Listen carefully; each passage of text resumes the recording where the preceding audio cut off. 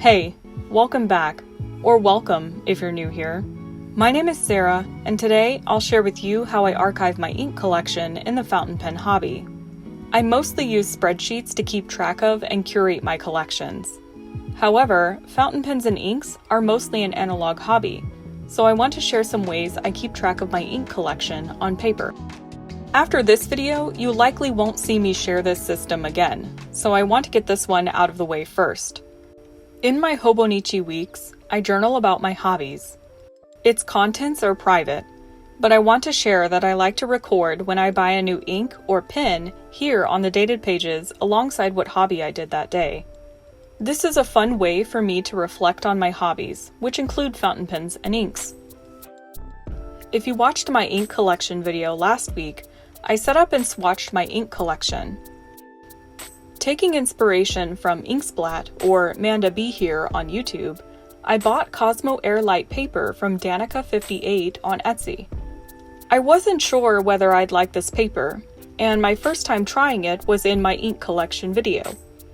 I regret to inform you that this paper is likely not for me, because I think it washes out my inks in a way I don't like. But I am committed to making this my ink collection ledger for the foreseeable future, to keep track of my inks from when I bought them to when they're empty. Despite not liking this paper, this layout is funny to me. It almost reminds me of a yearbook.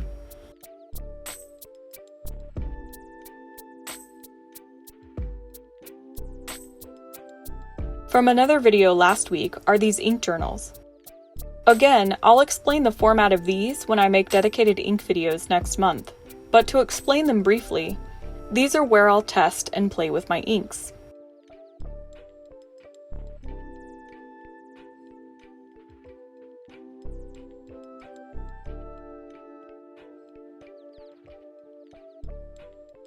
I've saved the best two for last. These are my ink libraries. This system is the one I'm most excited to share with you. I created an ink checkout system which functions as a currently inked library. I'll have a video later this week where I'll talk about what I used to make them, and we'll fill in the pens I've inked this month, so please stay tuned for that.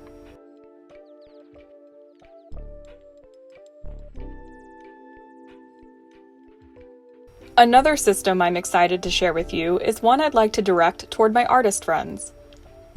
I keep a Col-o-ring deck of fountain pen ink swatches to see inks on thicker paper.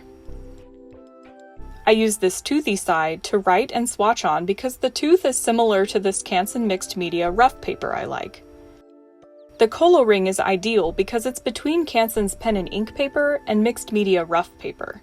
Using my deck, I can assess how ink might perform to limit time spent swatching. In the future, I'd like to purchase more Col-o-ring decks to keep swatches of my other art supplies. Thanks for watching. Before we put a pin in this conversation, how do you keep track of your collections, fountain pen or otherwise?